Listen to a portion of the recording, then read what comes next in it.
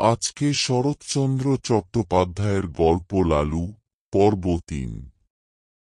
আমাদের শহরে তখন শীত পড়েছে, হঠাৎ কলেরা দেখা দিল। তখনকার দিনে ওলাউঠার নামে মানুষে ভয়ে হতজ্ঞান হতো। কারো কলেরা হয়েছে শুনতে পেলে সে পাড়ায় মানুষ থাকত না। মারা গেলে দাহ করার লোক মেলা দুর্ঘট হতো। কিন্তু সে দুর্দিনেও আমাদের ওখানে একজন ছিলেন যার কখনো আপত্তি ছিল না। গোপাল খুড়ো তাঁর নাম, জীবনের ব্রত ছিল মরা পোড়ানো। কারো অসুখ শক্ত হয়ে উঠলে তিনি ডাক্তারের কাছে প্রত্যহ সংবাদ নিতেন। আশা নেই শুনলে খালি পায়ে গামছা কাঁধে তিনি ঘণ্টা ২ পূর্বেই সেখানে গিয়ে উপস্থিত হতেন। আমরা জনকয়েক ছিলাম তাঁর চেলা। মুখ ভার করে বলে যেতেন, ওরে, আজ রাত্রিটা একটু সতর্ক থাকিস, ডাকলে যেন সাড়া পাই। রাজদ্বারের শ্মশানে শাস্ত্রবাক্য মনে আছে তো? আজ্ঞে আছে বই কি। আপনি ডাক দিলেই গামছা সমেত বেরিয়ে পড়ব। বেশ বেশ, এই তো চাই। এর চেয়ে পুণ্যকর্ম সংসারে নেই। আমাদের দলের মধ্যে ছিল লালুও একজন। ঠিকেদারির কাজে বাইরে না গেলে সে কখনো না বলত না। সেদিন সন্ধ্যাবেলা বিষণ্ণ মুখে খুড়ো এসে বললেন, বিষ্টু পণ্ডিতের পরিবারটা বুঝি রক্ষে পেলে না। সবাই চমকে উঠলাম। অতি গরিব বিষ্টু ভট্টাচার্যের কাছে বাংলা স্কুলে আমরা ছেলেবেলায় পড়েছিলাম। নিজে সে চিররুগ্ন এবং চিরদিন স্ত্রীর প্রতি একান্ত নির্ভরশীল। জগতে আপন বলতে কেউ নেই, তার মতো নিরীহ অসহায় মানুষ সংসারে আমি দেখিনি। রাত্রি আন্দাজ ৮টা, দড়ির খাটে বিছানা সমেত পণ্ডিত গৃহিণীকে আমরা ঘর থেকে উঠানে নামালাম। পণ্ডিত মশাই ফ্যালফ্যাল করে চেয়ে রইলেন।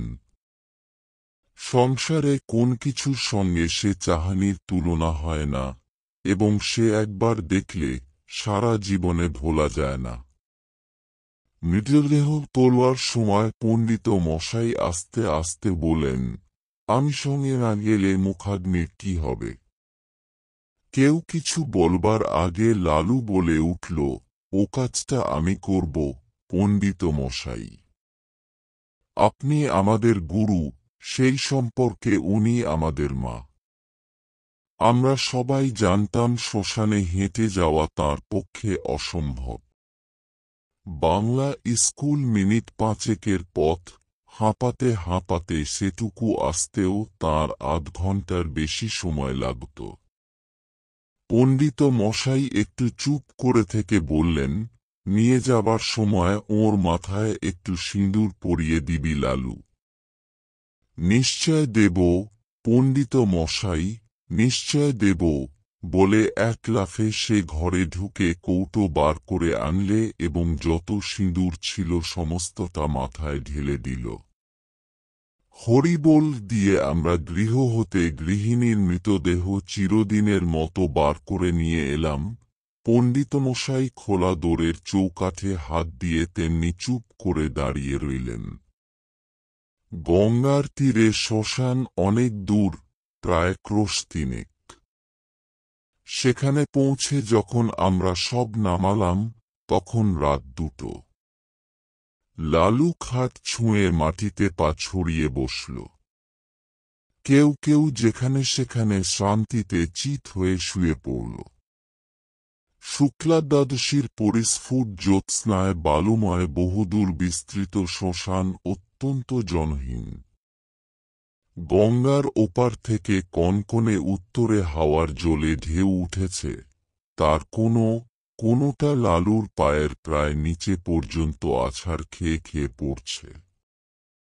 শহর থেকে গরুর গাড়িতে পোড়াবার কাঠ আসবে, কি জানি সে কতক্ষণে পৌঁছবে। আধক্রোশ দূরে পথের ধারে ডোমদের বাড়ি, আসার সময় আমরা তাদের হাত দিয়ে এসেছি, তাদের আসতেই বা না জানি কত দেরি। সহসা গঙ্গার ওপারে দিগন্তে একটা গা কালো মেঘ উঠে প্রবল উত্তরে হাওয়ায় হু হু করে সেটা এপারে ছুটে আসতে লাগল। গোপাল খুড়ো সভয়ে বললেন, লক্ষণ ভালো ঠেকছে না রে, বৃষ্টি হতে পারে। এই শীতে জলে ভিজলে আর রক্ষে থাকবে না। কাছে আশ্রয় কোথাও নেই, একটা বড় গাছ পর্যন্ত না। কতটা দূরে ঠাকুর বাড়ির আমবাগানে মালীদের ঘর আছে বটে, কিন্তু অতখানি ছোটা তো সহজ নয়। দেখতে দেখতে আকাশ গেল ছেয়ে, চাঁদের আলো ডুবল অন্ধকারে, ওপার থেকে বৃষ্টির ধারা শোঁ শোঁ শব্দ এলো কানে, ক্রমশ সেটা নিকটতর হয়ে উঠল। আগাম ২-১০ ফোঁটা সকলেরই গায়ে এসে পড়ল তীরের মতো, কিকলি কিকলি ভাবতে ভাবতেই মুষলধারায় বৃষ্টি নেমে এলো।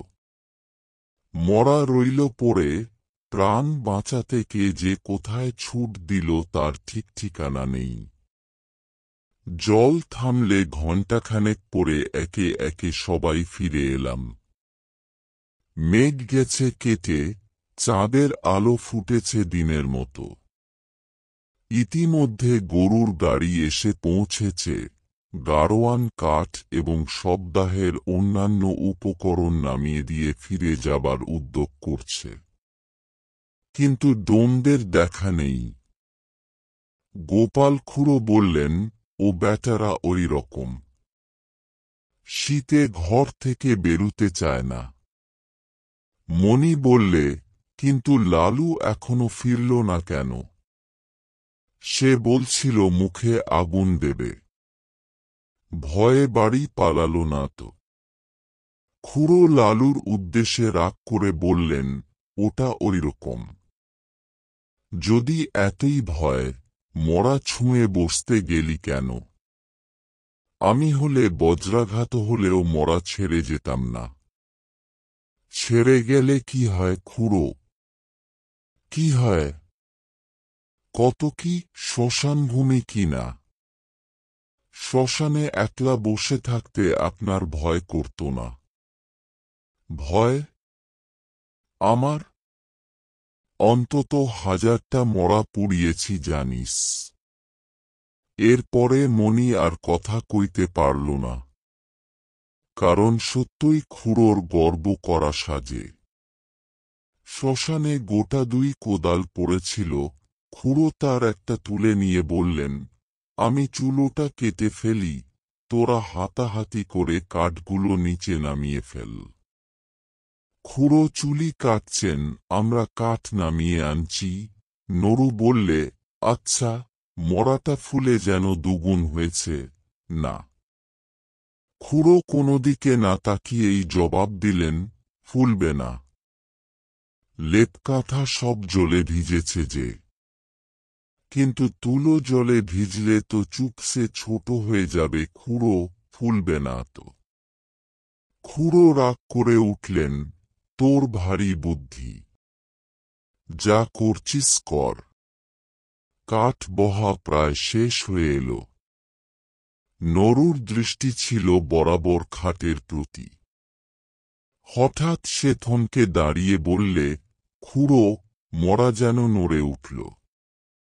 খুড়োর হাতের কাজ শেষ হয়েছিল, কোদালটা ছুঁড়ে ফেলে দিয়ে বললেন, তোর মতো ভীতু মানুষ আমি কখনো তো দেখিনি নরু। তুই আসিস কেন এসব কাজে? যা, বাকি কাঠগুলো আন। আমি চিতাটা সাজিয়ে ফেলি। গাধা কোথাকার। আবার মিনিট ২ গেল। এবার মণি হঠাৎ চমকে উঠে ৫-৭ পা পিছিয়ে দাঁড়িয়ে সভয়ে বললে, না খুড়ো, গতিক ভালো ঠেকছে না। সত্যিই মরাটা যেন নড়ে উঠল।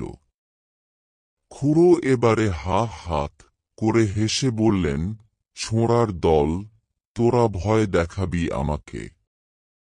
যে ১০০০-এর উপর মরা পুড়িয়েছে তাকে। নরু বললে, ওই দেখুন আবার নড়ছে। খুড়ো বললেন, হাঁ নড়ছে, ভূত হয়ে তোকে খাবে বলে। মুখের কথাটা তাঁর শেষ হল না, অকস্মাৎ লেপ কাঁথার জড়ানো মরা হাঁটু গেড়ে খাটের উপর বসে ভয়ঙ্কর বিশৃঙ্খলা গলায় চেঁচিয়ে উঠল, না না, নরুকে না, গোপালকে খাবো। ওরে বাবা রে! আমরা সবাই মারলাম ঊর্ধ্বশ্বাসের দৌড়। গোপাল খুড়োর সম্মুখে ছিল কাঠের স্তূপ। তিনি উপরের দিকে আমাদের পিছনে ছুটতে না পেরে ঝাঁপিয়ে গিয়ে পড়লেন গঙ্গার জলে। সেই কনকনে ঠান্ডা এক বুক জ্বলে দাঁড়িয়ে চেঁচাতে লাগলেন, বাবা গো, গেছি গো, ভূতে খেয়ে ফেললে গো, রাম রাম রাম। এদিকে সেই ভূত তখন মুখের ঢাকা ফেলে দিয়ে চেঁচাতে লাগল, ওরে নির্মল, ওরে মণি, ওরে নরু, পালাসনে রে, আমি লালু, ফিরে আয়, ফিরে আয়। লালুর কণ্ঠস্বর আমাদের কানে পৌঁছল। নিজেদের নির্বুদ্ধিতায় অত্যন্ত লজ্জা পেয়ে সবাই ফিরে এলাম। গোপাল খুড়ো শীতে কাঁপতে কাঁপতে ডান্ডায় উঠলেন। লালু তার পায়ের ধুলো নিয়ে সলজ্জে বললে, সবাই জলের ভয়ে পালালো, কিন্তু আমি মরা ছেড়ে যেতে পারলাম না, তাই লেপের মধ্যে গিয়ে ঢুকে পড়েছিলাম। খুড়ো বললেন, বেশ করছিলে বাবা, খাসা বুদ্ধি করেছিল। এখন যাও, ভালো করে গঙ্গামাটি মেখে চান করোগে। এমন শয়তান ছেলে আমি আমার জন্মে দেখিনি। তিনি কিন্তু মনে মনে তাকে ক্ষমা করলেন। বুঝলেন এত বড় ভয়শূন্যতা তাঁর পক্ষেও অসম্ভব। এই রাতে একাকী শ্মশানে কলেরার মরা, কলেরার বিছানা, এসব সে গ্রাহ্যই করলে না। মুখে আগুন দেবার কথায় খুড়ো আপত্তি করলেন, না, সে হবে না। ওর মা শুনতে পেলে আর আমার মুখ দেখবেন না। শবদাহ সমাধা হল। আমরা গঙ্গায় স্নান সেরে যখন বাড়ি ফিরলাম তখন সেইমাত্র সূর্যোদয় হয়েছে। আপনাদের গল্পগুলো ভালো লাগলে আমাদের চ্যানেলটাকে সাবস্ক্রাইব করবেন, আমাদের পাশে থাকবেন।